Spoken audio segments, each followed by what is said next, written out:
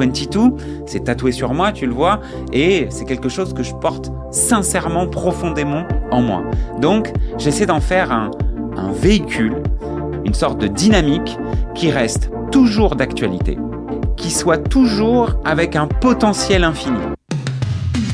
Bienvenue, je suis Laurent-Nicolas Guénoc du cabinet Convertéo et vous allez écouter Changement d'époque en cours, le podcast de l'IA.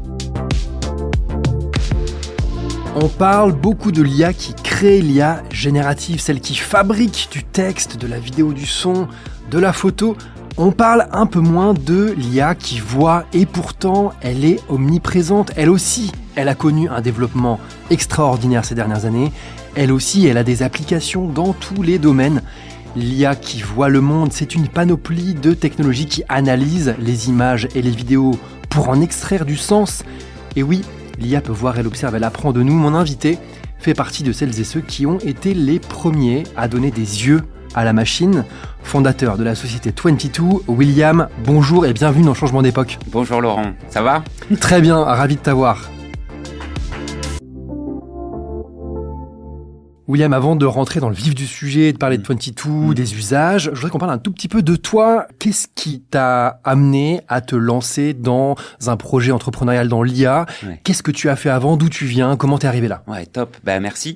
Du coup, je viens de nulle part, de là où tout le monde peut venir, en fait. Donc, c'est pour donner un message d'espoir. Donc, j'ai grandi dans un quartier à Nanterre. J'ai d'abord fait une petite entreprise qui s'appelait Anti-Radar à 18 ans, où je vendais des avertisseurs de radar. J'ouvrais des magasins pour éviter les radars. C'était l'époque où Sarkozy en mettait partout.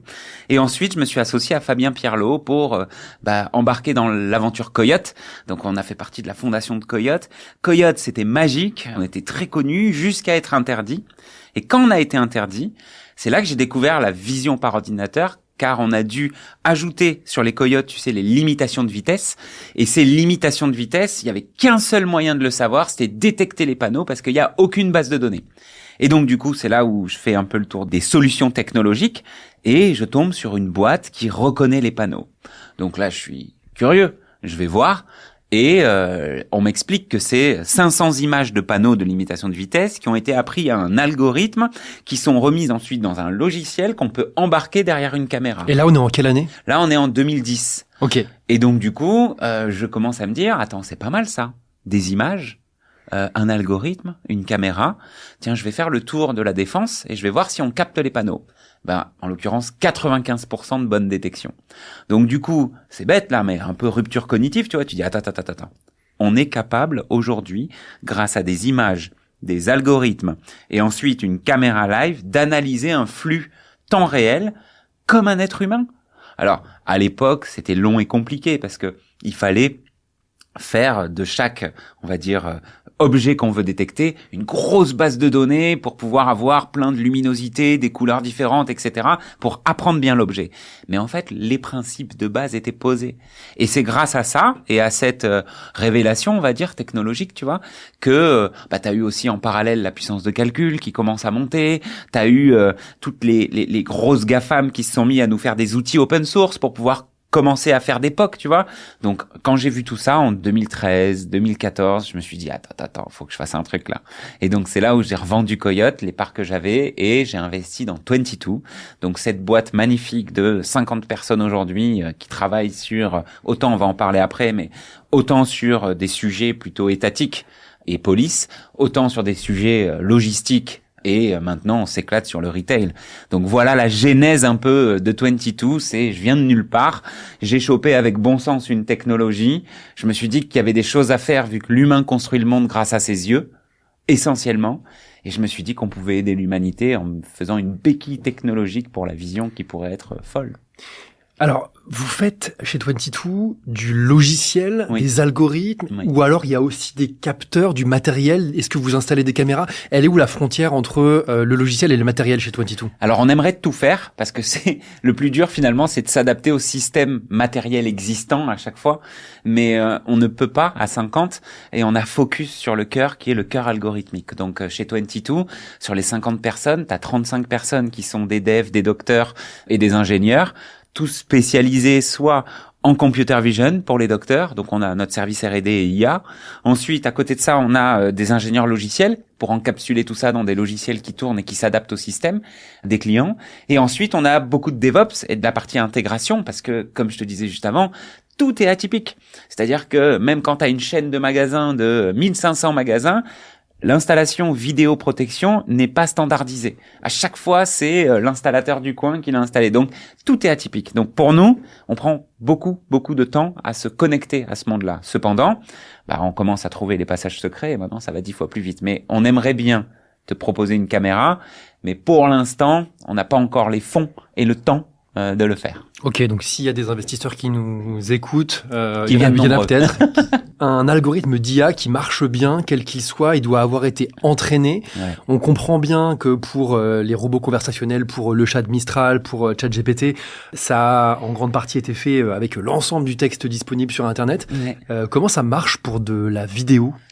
Alors nous, au tout début, on se base sur, on va dire, des bases de données open source, Coco, etc., qui sont mises à disposition pour le milieu de la recherche. Et dans un premier temps, tu te fies à ça.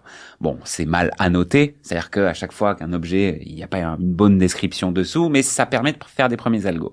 Ensuite, tu vas faire tes propres bases de données à toi. Soit tu as de la chance, tu as des clients généreux, et donc du coup, ils te filent leur flux vidéo, et toi, tu passes ton temps à annoter chaque image, quel objet il y a dessus, et t'envoies ça souvent à des sociétés prestataires externes. Et là, tu te construis tes datasets à toi. Après, avec un peu de chance, tu t'implémentes dans la vie réelle. Et là, troisième étape, tu viens reprendre de la donnée de l'endroit où ton algorithme fonctionne. Comme ça permet d'affiner et d'aller chercher les derniers pourcentages de performance. Et ça, c'était le tunnel classique, en fait, entre 2010 et 2020, 25 là. Mais maintenant, tu rajoutes une quatrième brique qui est la data de synthèse. Et ça, c'est magique parce que, vous le voyez tous, les effets spéciaux dans les films sont de plus en plus proches de la réalité grâce à la qualité de puissance de calcul de l'image graphique, etc.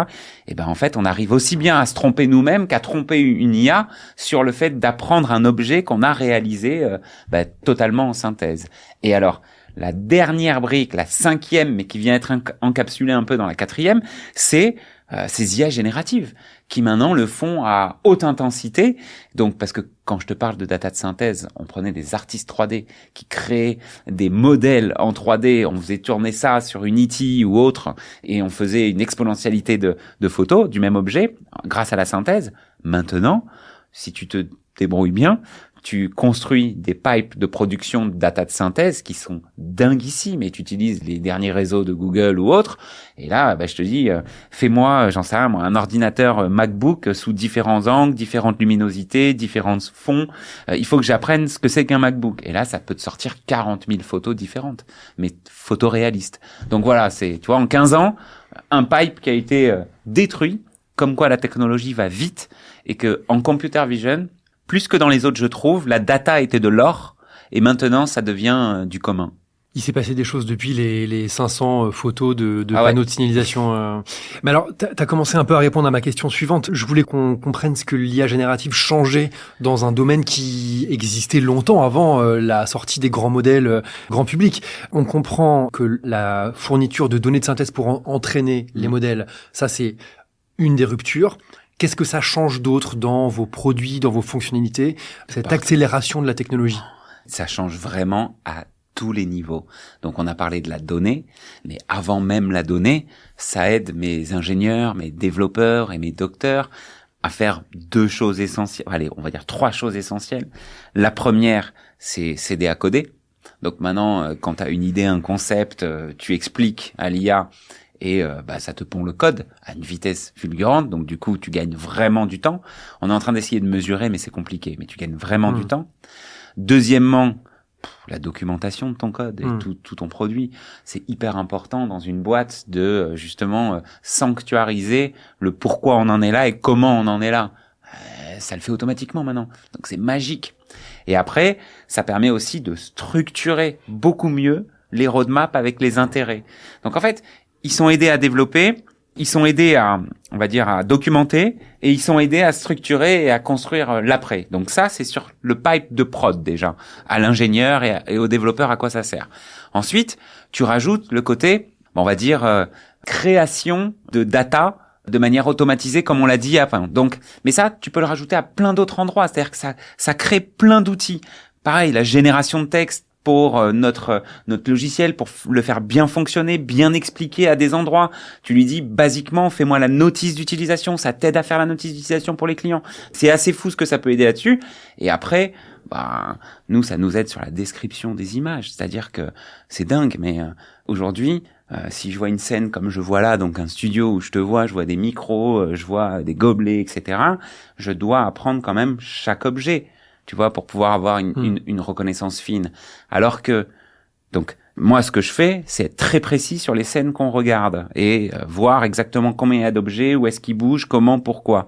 Mais quand t'as pas besoin d'être aussi précis, tu utilises un large model et là, ça décrira qu'on est dans un studio, qu'il y a des micros et même si ça te dit pas qu'il y a 18 gobelets, ça te dira qu'il y a des gobelets. Donc en fait, en fonction de ton cas d'usage, c'est venu accélérer le temps et le coût de production pour arriver à un ROI plus rapide.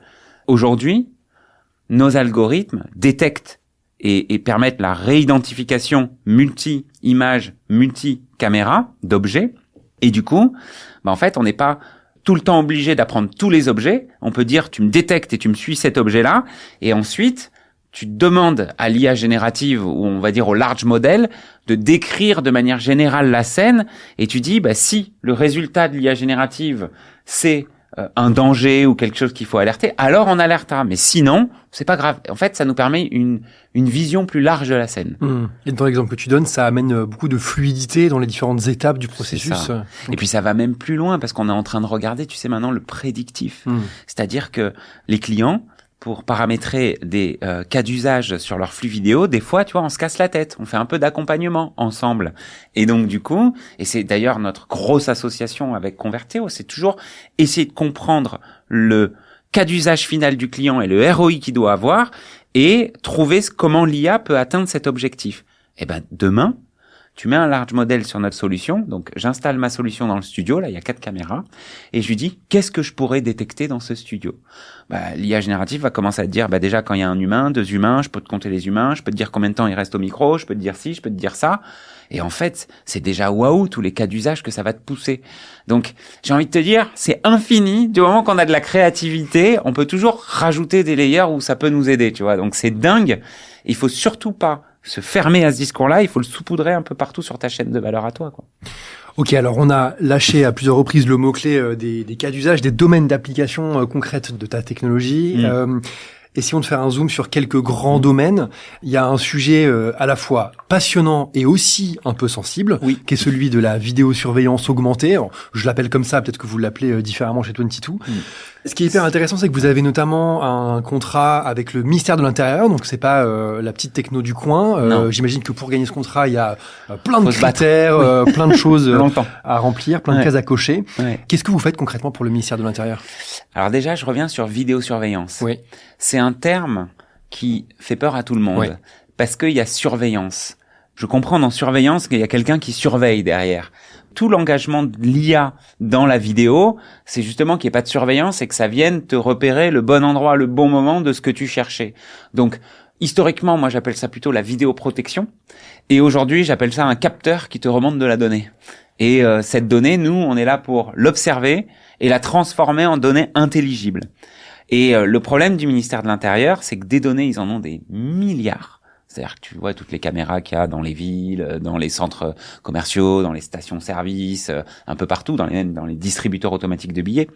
Et eux, dès qu'il y a un crime ou un délit, finalement, il y a une enquête. Alors, il y a des enquêtes pour bien d'autres choses, mais nous, en l'occurrence, on est focus là-dessus. Et dès qu'il y a une enquête, il y a toujours un rôle de la vidéo, justement, qui est souvent décisif à l'intérieur de l'enquête.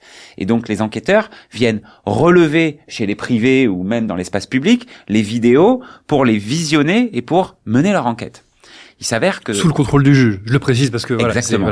Et puis même eux sont des OPJ. Bien sûr. Donc du coup, ils sont vraiment assermentés pour. Et du coup, d'ailleurs, ce logiciel marche uniquement si les agents mettent leur carte agent. Ils sont identifiés, on regarde ce qu'ils regardent, enfin, tout est très bien contrôlé. Il y a d'ailleurs un décret, un papier qui est sorti là-dessus, où vraiment tout est expliqué. Donc c'est plutôt très transparent. Et d'ailleurs, je mets une petite astérix, en plus pour mettre une couche, le ministère de l'Intérieur et de manière très très sûre, beaucoup plus fiable sur la RGPD que beaucoup d'autres clients privés. Donc ils font vraiment gaffe à ça, ils savent qu'ils sont regardés. Et pour revenir au cœur du sujet, il y a 6000 enquêteurs vidéo aujourd'hui en France qu'on paye avec nos impôts, donc ça représente 350 millions d'euros du budget de l'État. C'est le nom du job, enquêteur vidéo. Enquêteur vidéo. Okay. Et ils passent 99% de leur temps à chercher des choses dans des vidéos. C'est-à-dire qu'il y a eu un braquage dans la bijouterie, je sais pas quoi, ils prennent toutes les vidéos de la rue et puis ils essaient de remonter la bagnole, d'où elle vient et où est-ce qu'elle est partie. Et ça, ils perdent beaucoup de temps. Et du coup, notre logiciel, il est assez simple. Il permet de charger n'importe quelle vidéo à l'intérieur. Il permet de déclencher différents filtres. Donc, qu'est-ce que tu cherches ? Des humains, des objets. Dans les objets, tu cherches quoi ? Des voitures, des battes de baseball, des ci, des ça. Ensuite, on a même des plaques d'immatriculation, etc. Et donc, l'enquêteur vidéo, en fonction de ce qu'il recherche, va remplir ses filtres. Ça va lui donner, dans ces téraoctets de vidéos, exactement les endroits où ça correspond à ce qu'il recherche. Et ensuite, il va pouvoir rédiger son rapport. Donc, en fait, c'est un outil qui fait gagner 100% du temps à, aujourd'hui, 6000 personnes en France. C'est le contrôle F de la vidéo. Ouais, c'est ça, exactement. Enfin, il faut que l'IA voit en fois quelque chose, en accéléré. Il faut que on puisse horodater les messages. Donc, c'est vraiment une application qui est utile pour résoudre les enquêtes. On comprend par cet exemple, il y a un sujet de vie privée. Oui. Comment on fait en sorte, avec vos technologies, que les individus qu'on voit sur les images sont bien protégés lorsqu'on l'analyse par votre technologie ou des technologies similaires ? Il y a tout un tas de choses aussi à respecter. Je vais dire les plus grosses, on va dire, et les plus visuelles à la radio. C'est en gros... Premièrement, tu vois, on anonymise. Donc, imagine-toi un flux vidéo, t'es dans un magasin, donc tu vois plein de gens partout. Les têtes et les mains et toutes les parties apparentes du corps sont automatiquement transformées en couleur blanche. C'est que du blanc. Donc, on voit même plus les détails. Donc ça, c'est ce qu'on fait en temps réel, juste avant que nos algos puissent analyser. Et donc, du coup, ça se passe sous 100 millisecondes. Okay. Ensuite, tout ce qui reste dans notre produit, c'est de la statistique et des métadonnées. Donc ces statistiques et les métadonnées, elles sont censées donc ne pas te donner la possibilité de remonter à l'identité de la personne. Et donc du coup, cette non-possibilité, on s'en assure par le fait qu'on soit pas lié à des bases de données où il y a les noms des personnes, où on puisse dire tiens, cette personne était à telle heure et bizarrement, au même endroit, elle a encaissé par sa carte bleue, enfin tu vois. Donc on fait gaffe à ça. Après, on a aussi des mantras dans la boîte, hein, tu vois, éthiquement parlant. Enfin, moi, je viens de Coyote, la police, on bosse pour eux, mais c'était pas non plus mes meilleurs amis depuis des années, donc j'ai pas envie d'être traqué dans la rue. Et puis, je suis plutôt quelqu'un d'assez libre, donc du coup, c'est pas un kiff demain de mettre des organes de contrôle et de la reconnaissance faciale. Donc, on n'en fait pas, c'est interdit. On fait pas d'identification, on est full GDPR compliant et on fait très gaffe à ça parce qu'on a un comité éthique plusieurs fois par an et qui drive les cas d'usage qu'on développe. Donc, en ce moment, dans le retail, on va en parler tout à l'heure, il y en a de plus en plus qui se rapprochent de la limite, mais les objectifs sont toujours les mêmes. Je ne veux pas identifier de personne, je veux trouver les solutions technologiques pour continuer à faire des cas d'usage sans rentrer dans ces problèmes et ces débats-là, tu vois. Et ben justement, on y vient au commerce, Yes. au magasin. Il y a plein de choses qui se passent dans l'expérience en magasin. Il y a plein d'expérimentations, il y a plein de choses qui sont peut-être là davantage pour durer. À quoi sert 22 pour quelqu'un, pour une marque de magasin ? À augmenter son chiffre d'affaires. Okay. Non, mais plus sérieusement, c'est toujours l'objectif, tu le sais. Quand on bosse pour des boîtes privées, c'est pas waouh, c'est trop bien ma techno, regarde. C'est tu vas gagner temps ou tu vas gagner en organisation ou n'importe. Mais derrière, ils font un ROI. Et nous, on est parti enfin comme tout le monde, hein, on est parti du constat que tu avais des outils pour les sites web qui te permettaient d'analyser ton parcours client. Et en fait, on s'est dit, mais les pages internet, un site internet, des pages produits, des pages de mon compte client, etc. C'est la même chose finalement que une entrée de magasin, un rayon, une cabine d'essayage et des caisses. Et si on découpait chaque zone du magasin comme si c'était une page web, et si on reportait tout ce que Google Analytics ou des amis comme Content Square font au physique. Et si en fait nos capteurs, ils permettaient de transformer toute la donnée physique qu'on arrive à choper d'un magasin en données numériques ou en données actionnables pour les entreprises. Et pourquoi je te dis du chiffre d'affaires ? Parce que dis-toi que 80% du chiffre d'affaires des entreprises qui font du retail se font dans le magasin physique. Et en moyenne, 20% se font sur le site web. Donc moi, je trouve ça injuste qu'ils aient plein d'outils pour leur web en ligne et qu'ils aient pas d'outils pour leur magasin. Donc on est parti de ça. Qu'est-ce qu'on veut savoir dans un magasin ? Qui rentre ? Donc, est-ce que tu es tout seul ?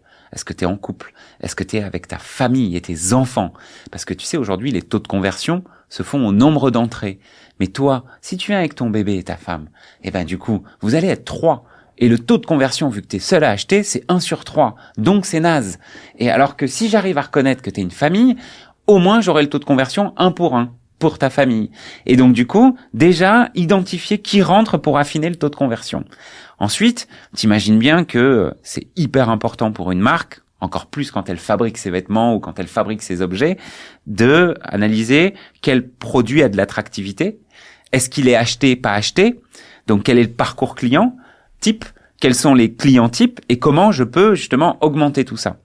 Augmenter tout ça, ça veut dire répondre à leurs questions, parce que déjà, certains magasins, c'est on trouve jamais un vendeur. Certains d'autres magasins, c'est les produits sont jamais au bon endroit. Enfin voilà, il y a déjà des pains. Donc on répond à ces pains. Attention, il y a des personas qui sont entrés dans le magasin, qui sont en grand nombre, qui sont des profils acheteurs, et il y a qu'une seule personne. Venez aider tout le monde, sortez de la réserve. Et déjà ça, tu fais 5% de chiffre d'affaires en plus. Ensuite... Donc ça, excuse-moi, je t'interromps, Ouais. parce que ce qui est intéressant, c'est que là, ce que tu décris, c'est une situation où l'impact, il est en temps réel dans la vie du magasin. C'est une pas des de l'analyse a posteriori de ce qui s'est passé sur la journée ou sur le mois ou sur l'année. Ce qui est peut-être aussi un ensemble de choses que vous permettez. Mais là, tu décris un truc où, T'as raison. à un moment, il y a un petit signal d'alerte qui tombe quelque part, qui dit, là, tout de suite, maintenant, il faut y aller. T'as raison. Il y a 2 choses qu'on fournit au magasin. C'est le temps réel sur l'aide, donc l'aide pour convertir. Et ensuite, t'as toutes les statistiques derrière qu'ont fait mes clients. Donc, souvent, le marketing et le business au siège analysent nos statistiques. Donc, le parcours client, la réidentification caméra sur caméra, quel produit est touché combien de fois, combien il y a de temps d'attente, pourquoi, est-ce que les plannings sont bien faits. Enfin, on peut aller vraiment loin. Notre imagination est la limite. Et ensuite, t'as tout ce qui est aide opérationnelle en magasin, qui est d'ailleurs le plus héroïste, mais qui est le plus finalement compliqué à opérer, parce que par nature tout le monde est très occupé dans un magasin. Cependant, c'est un pain que tu traites tout de suite et tu vois tout de suite ton chiffre d'affaires évoluer. Et ça, tu vois, les appels vendeurs, on est en train de les déployer dans pas mal de nos clients. Les appels vendeurs, tu les appelles sur quoi? Comment? Tu fais clignoter à quel endroit? Qui? Est-ce qu'il y a quelque chose derrière qui est assujetti à ça? C'est-à-dire que il y aura plus de satisfaction, donc plus de prix, donc motiver tout le monde à répondre à nos appels vendeurs. Enfin voilà, la vraie vie c'est différent quand même, mais on arrive à bien convertir en temps réel. Dès qu'il y a trop d'attentes en caisse, c'est pareil, c'est des outils temps réel ça. Ou dès que il y a des ruptures. Ça, c'est dingue aussi. La rupture, c'est un manque à gagner de dingue. Donc du coup, toi, tu le vois tout de suite. Et tu vois exactement, quel parcours il faut faire pour le réassort, pour perdre le moins de temps possible. Mais tout un tas de choses, en fait. Donc c'est ça qui est assez hallucinant dans cet outil d'analyse visuelle temps réel et post-traitement. C'est que tu peux aller chercher loin. Et tu parlais de personas, donc de catégories de clients, Ouais. famille, individus seuls, etc. Est-ce que ça, vous arrivez à le reconstituer avec des personas qui sont utilisés pour du ciblage publicitaire, pour aller alimenter d'autres types de leviers marketing? J'imagine qu'il y a aussi ce sujet de réconcilier le physique et le digital. Ouais, carrément. Tu sais, il y a un gros sujet retail média en ce moment. Et tu vois, Values de l'AFM, donc l'association Famille Munier, et vient de passer un gros partenariat avec Intermarché ou les Mousquetaires, et donc ils s'associent sur le retail média pour faire une très grosse régie. Tu vois, nous, on regarde ce qu'on peut faire à l'intérieur. Donc, affiner les personas, déjà, c'est une superbe information pour eux. Savoir qui regarde, à quel moment et à quel endroit. Ensuite, pouvoir justement mesurer aussi tout ça. Combien de temps ils sont restés. Ensuite, toutes ces datas-là va permettre à ces régies pubs de valoriser encore plus. Je sais pas, moi, c'est trop bien de faire de la publicité dans un magasin de bricolage quand t'es une marque de fabrication d'outils bricolage.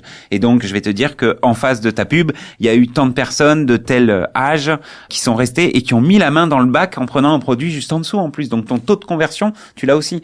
Donc, tu peux aller loin. Et c'est vrai que le retail média est quelque chose de grand en ce moment. On prend la vague. Mais on essaye de le faire avec éthique.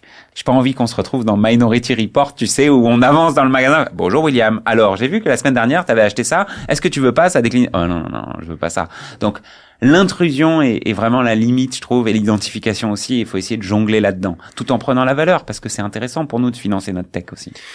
Tu penses que c'est un risque, ce que tu décris? Il y a des acteurs à l'étranger ou même en France, en Europe. Je dis à l'étranger parce qu'on a l'impression que on est davantage protégé par le cadre réglementaire en Europe et que ça paraît de la science-fiction. Mais est-ce que tu vois des endroits du monde où ça se dirige par là? Ce que je veux dire, c'est que le point de vue est hyper important, la culture et les mœurs sont hyper importantes. Donc, de France, avec le point de vue français, ouais, il y en a qui abusent. Ouais, il y en a qui abusent. On peut parler de l'Asie, qui regarde exactement qui tu es, ça a ton casier judiciaire, est-ce que tu payes bien tes amendes, et ensuite ça va te pousser une pub parce qu'on sait que tu sais l'acheter, quoi. Donc, tu vois, ça peut aller très loin dans l'intrusion. Après, en France, c'est tout le contraire. On n'a pas le droit d'y aller, on n'a pas le droit d'identifier, on n'a pas le droit de tout un tas de choses. Alors qu'on pourrait développer plein de cas d'usage, de reconnaissance faciale qui nous permettent de gagner beaucoup de temps. Et d'ailleurs, on l'a tous intégré, c'est celui du téléphone portable et de la reconnaissance pour déverrouiller.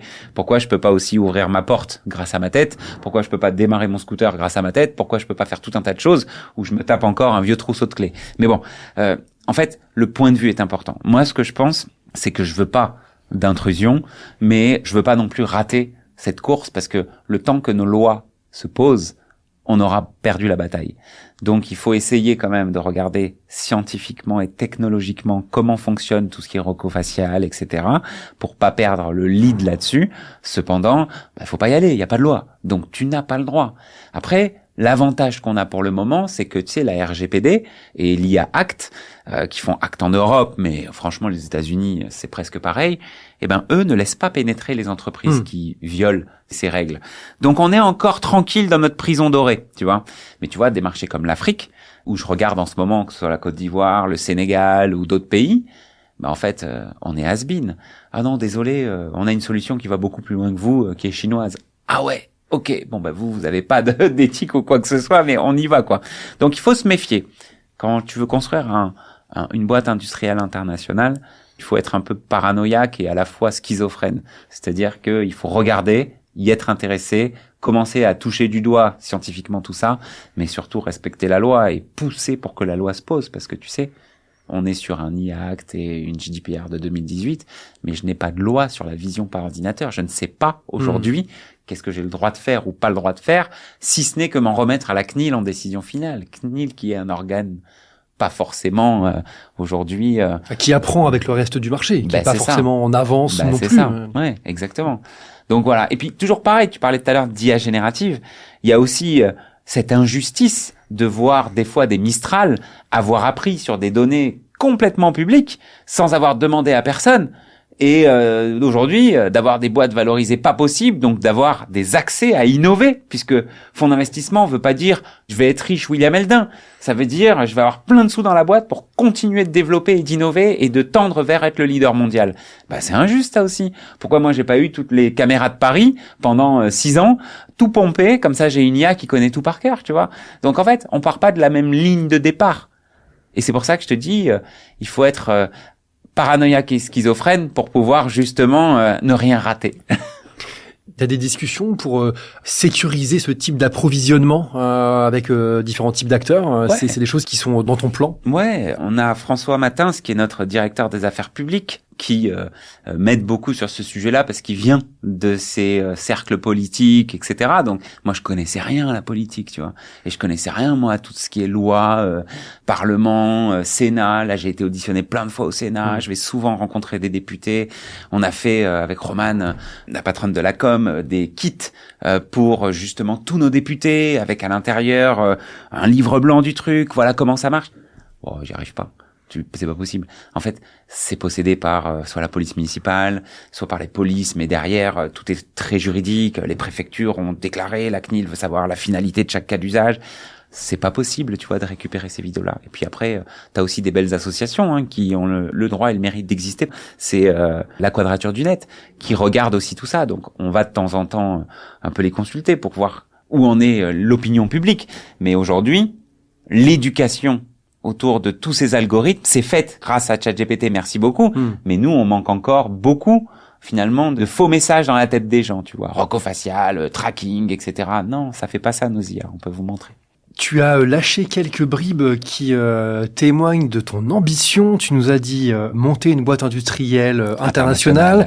Tu as dit leader mondial. Ouais. Je voulais te parler du futur de 22. Futur peut-être déjà commençons par futur au sens de futur produit, futur service. Ouais. Peut-être futur cas d'usage, futur secteur que vous pourriez pénétrer. Est-ce qu'il y a des domaines dans lesquels tu vois des usages naissants pour votre technologie d'aujourd'hui? Oui, tous les domaines, tous, 100%. Pourquoi ? Parce que nos yeux sont partie intégrante de notre traitement de la donnée et qu'on a développé tous nos secteurs d'activité économique grâce à nos yeux et nos capteurs plus généralement. Donc, tous les domaines sont accessibles. Maintenant, comment tu priorises? Ça, c'est difficile. Souvent, sécurité publique, police, c'est parmi les premiers parce qu'il y a des vrais besoins d'enquête et ils ont installé l'infrastructure.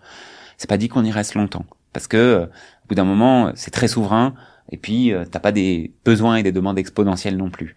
Par contre, j'adore la deuxième verticale qu'on fait sur la logistique et tout ce qui est transport parce que c'est des grandes surfaces, souvent extérieures ou sous des gares ou des aéroports avec beaucoup de flux et en fait, plus t'as de flux de choses différentes avec des objectifs différents, plus c'est compliqué pour l'humain de les suivre. Donc, la vision et l'IA, c'est magique. Savoir à quel moment un avion peut décoller parce qu'il a fini son plein, son ci, son ça. Toi, t'es obligé de tout faire à la mano. Une IA, ça regarde tout en temps réel. Donc, c'est magique. Et ce domaine-là, c'est un domaine industriel, international. On va mettre du temps à s'y intégrer, mais une fois que t'es intégré, tu bouges plus quand t'es calé justement dans les indicateurs clés de performance de ces boîtes-là. Ensuite, le retail, on y est allé parce que clairement, tu as déjà des caméras installées et il y a déjà une belle éducation sur l'analyse de la donnée des parcours clients. Donc, ça fait 2 arguments pour pouvoir accélérer dessus. Et on le voit bien, le monde du retail est en train de prendre à la volée tout ce qu'on dit parce que, vous êtes le Google Analytics du vrai magasin. Oui, c'est ça. Cool. Donc, on gagne du temps. Après, moi, j'aurais beaucoup aimé aller dans le médical, mais les barrières à l'entrée, elles sont trop hautes. Il faut passer des certifications, il faut avoir accès à des mondes et des milieux où quand c'est pas de ce monde-là, c'est difficile. J'aurais beaucoup aimé aller dans d'autres domaines, tu vois, genre l'immobilier, la construction. C'est tellement atypique à chaque fois, chaque chantier est différent que finalement ton IA, elle va pas bien marcher et elle va pas être duplicable parce que tu vois, dans l'objectif de faire un industriel international, il faut vite faire 100, 200, 300 millions d'euros de chiffre d'affaires là dans les 3, 4, 5 prochaines années. Et du coup, tout l'enjeu, c'est quel secteur va aspirer rapidement, tu vas pouvoir déployer rapidement et apporter de la valeur rapidement. On les regarde, mais pour l'instant, tu vois, la logistique et le retail sont pour moi, dans les 3 prochaines années, les plus exponentiels. Le sport, ouais. c'est un sujet un peu de curiosité. J'y viens parce qu'on a fait un super épisode sur le sujet il y a 6 mois. Là, on se parle en octobre 2025. On a parlé de ça il y a quelques mois. Sur l'IA et le sport. Analyser le signal vidéo d'une rencontre sportive en direct ou même d'images d'entraînement pour en tirer des insights tactiques, pour prédécouper à la volée les highlights, les faits saillants comme on dit au Québec. J'adore. Ça reste de la curiosité où il peut commencer à y avoir un marché là-dessus? C'est magique ce que ça peut apporter. Tu vois, Skeleton est un algo en vision où ça refait ton squelette et tes degrés de liberté en temps réel. Donc, on arrive mathématiquement à calculer tes accélérations, tes décélérations, tes mouvements, tes touchés de balle, parce qu'on analyse le ballon, on analyse où tu es, tes positions, on analyse les longueurs de tes passes, les longueurs. Donc, en fait, il y a pléthore de cas d'usage. D'ailleurs, petite dédicace à Fairvision, qui est une boîte de Nice, qui fait ça depuis pas mal de temps, et en fait, qui m'a mis un pied à l'étrier dans ce monde-là, où en fait, c'est un monde où tous les entraîneurs, ils vont dire, ah ouais, on recrute des data analystes, on y va à fond, mais ils sont pas passés encore dans l'étape industrialisation d'une solution d'analyse vidéo pour le moment. Je pense que ça va arriver dans les 3 prochaines années, mais 22 aujourd'hui n'y est pas encore allé. Okay. Et pourquoi pas, je pense qu'on regardera ça, mais ça va prendre le relais des capteurs GPS qu'on avait dans le dos et tout ça, qui analysaient toute la télémétrie. Clairement, tu vois tout avec la vision.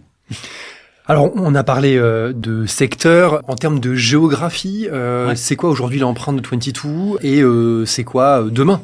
Alors, aujourd'hui, c'est très France. On travaille un peu, on a quelques clients en Espagne. On a quelques clients aussi aux États-Unis. On a quelques clients dans les pays d'Amérique latine. On a quelques clients aussi dans le Middle East. L'Afrique aussi, on a fait quelques POC, mais on n'a pas encore déployé.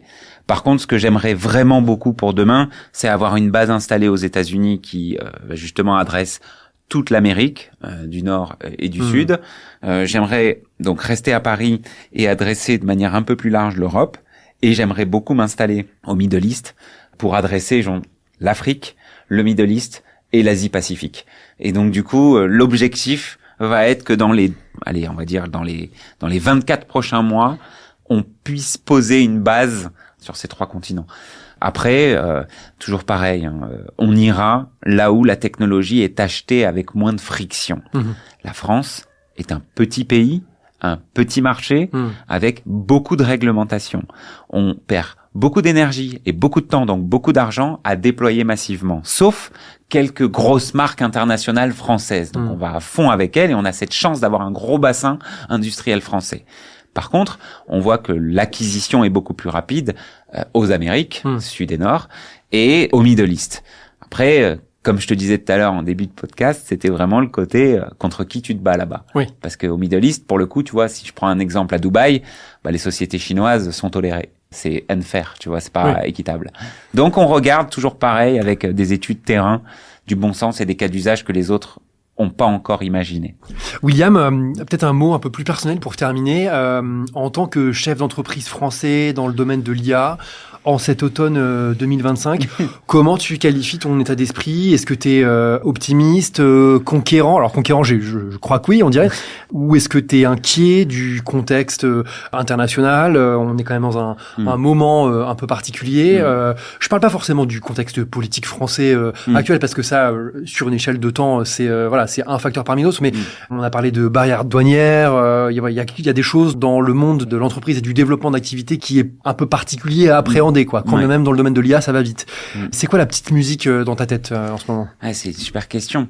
Déjà, premièrement, j'essaie de me dire que rien n'est un frein. Parce que de toute façon, à la fin, que tu gagnes ou que tu perdes, faudra pas t'arrêter sur des détails. T'aurais dû en faire des petites étapes à passer avec du courage. Donc, premièrement, je me dis que tout doit être pris comme ça vient. Tout doit être traité le plus rapidement possible et tu dois assurer que les gens qui sont dans ton entreprise voient ton ambition, exécutent rapidement l'ambition que t'imagines et surtout dans un climat où on se sent bien. C'est cool de venir. On va rejoindre des gens qu'on aime bien, avec qui on a les mêmes valeurs. Donc déjà, ça, c'est mon petit cocon. Ensuite, au-delà de ce petit cocon-là, j'ai un mantra, c'est vraiment avec le cœur ou rien. C'est-à-dire, c'est profond et j'ai des frissons quand je te le dis. Je le pense sincèrement. Je vais là où j'aime. Parce que j'ai trop de copains et de copines qui sont partis. Et aujourd'hui, c'est stylé de se retrouver là et de voir tes yeux bleus me regarder avec cette petite lueur. Enfin, je veux dire, c'est beau ce qu'on vit. Et je le réalise parce que c'est ma deuxième entreprise. Donc, je la fais avec le cœur. Ma première, Antiradar et Coyote, voilà, on a gagné des sous, on a exécuté, on en est sorti, on a vendu. 22, c'est tatoué sur moi, tu le vois, et c'est quelque chose que je porte sincèrement, profondément en moi. Donc, j'essaie d'en faire un véhicule, une sorte de dynamique qui reste, premièrement, toujours d'actualité. Donc, toujours surfer sur les technos qui arrivent. Et deuxièmement, qui soit toujours avec un potentiel infini. Et c'est pour ça que beaucoup d'investisseurs m'ont dit, mais il faudrait que tu fasses un cas d'usage et que tu exécutes. Non, ma vision est long terme, mon ambition est internationale et industrielle. Donc aujourd'hui, comme j'ai pas encore explosé plus que ça, reste avec des capacités infinies pour dérisquer un maximum l'effet tunnel ou corner. Et ensuite, donc là, je t'ai parlé de mes valeurs au début et ensuite, je te parle de ma manière d'exécuter. Tout le reste, c'est des problèmes et des problèmes, c'est le pain béni. Donc, tu les traites, t'avances, t'essaies de mettre de l'humain dans toutes tes relations avec tes clients, t'essayes de courir après tes défauts, t'essayes de t'entourer de gens qui sont sains, en qui tu peux avoir surtout confiance. Et après, soit tu achètes de la compétence, soit tu la développes, mais la base, c'est la confiance. Donc, je me dis, Will, continue à faire comme tu fais. Ça serait cool si tu gagnais un peu plus de sous. Donc, du coup, là, on commence à rentrer dans l'étape d'après. C'est ce scale et cette internationalisation. Mais tu vois, grosso merdo, je me dis ça tous les matins et je kiffe. 22, ça s'écrit en chiffres romains. Si vous êtes, je pense, nombreux et nombreux à le googler ou à le demander à votre robot conversationnel d'IA, comme on est en 2025. Ouais. Merci William d'être venu dans Changement d'époque. Merci beaucoup, beaucoup, beaucoup. On était ravis, c'était passionnant. Ouais. Merci à toutes et tous de nous avoir écoutés jusqu'au bout. On a encore plein d'épisodes au moins aussi passionnants que celui du jour à venir, mis en boîte ou très prochainement dans les tuyaux. Donc évidemment, abonnez-vous. Salut. Salut.